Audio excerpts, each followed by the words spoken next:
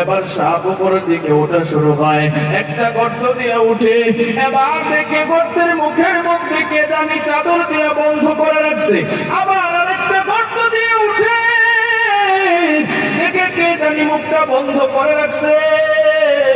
এইভাবে প্রত্যেকটা গর্ত ট্রাই করতেছে, সাপ তো উপরে উঠতে পারে না।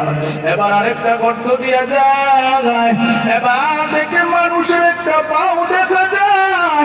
এবার সাপ চিন্তা করলো এটা তো আর কারো হতে পারে না, এটা মনে হয় নবীর হিজরতের সাথে আবু বকরের পাও। আল্লাহু আকবার। সাপ এবার নিজের মাথা দিয়া আবু বকরকে বারবার বোঝানোর চেষ্টা করে, ও আবু বকর ভাই, আমার একটু উঠবার সুযোগ দাও, আমি নবীর চেহারাটা একটু দেখবো। অনেকদিন ধরে নবীজির দেখার জন্য এখানে আমি আসি। ও আবু বকর ভাই, আমার একটু উঠার সুযোগ দাও।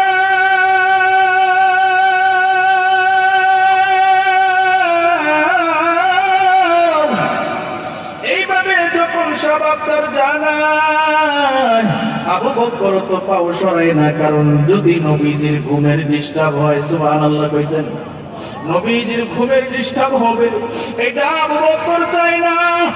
আবু বকর পা ছড়ায় না। সাপের রাগ উঠে গেল, নবীরে দেখতে হইলে মনে হয় কামড় দিয়া দিতে হবে। আবু বকরের পায়ের মধ্যে কামড় বসায়া দিছে। যদি কামড় দেয়া হইলেও নবীর চেহারা দেখতে হয়, এরপর আমি কামড় বসায়া দিব।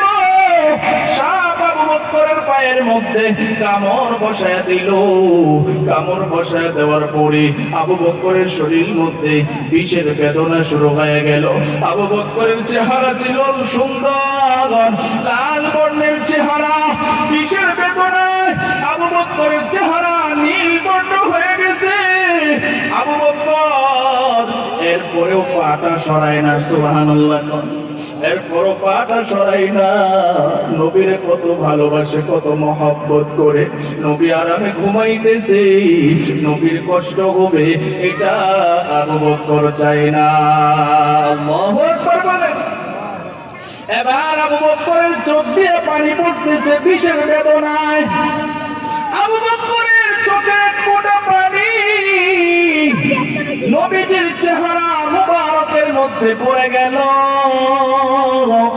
নবীজির চোখ খুলে গেল, তাকায় দেখে আবু বকরের চেহারাটা কেমন জানি নীল বর্ণের হয়ে গেছে। ডাক দিয়া কয়, আবু বকর, কি ব্যাপার, তোমার চেহারাটা কেন